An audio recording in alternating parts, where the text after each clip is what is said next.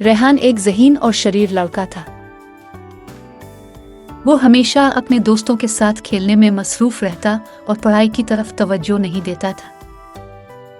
इसकी माँ सायरा बेगम इसे बार बार नसीहत करती कि वो अपनी पढ़ाई पर ध्यान दे, लेकिन रेहान उनकी बातों को नज़रअंदाज कर देता।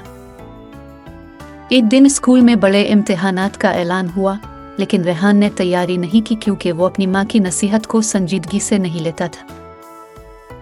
इम्तिहान के दिन वो बहुत परेशान हुआ क्योंकि इसने बिल्कुल भी तैयारी नहीं की थी।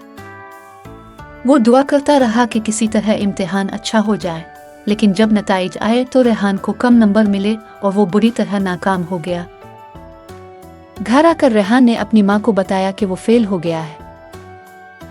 इसकी माँ ने इसके आंसू साफ किए और कहा, बेटा मैं हमेशा तुम्हारे लिए दुआ करती हूँ, लेकिन तुम्हें भी अपनी मेहनत करनी होगी। रेहान को एहसास हुआ कि इसने अपनी माँ की बातों को नज़रअंदाज करके बहुत बड़ी गलती की थी।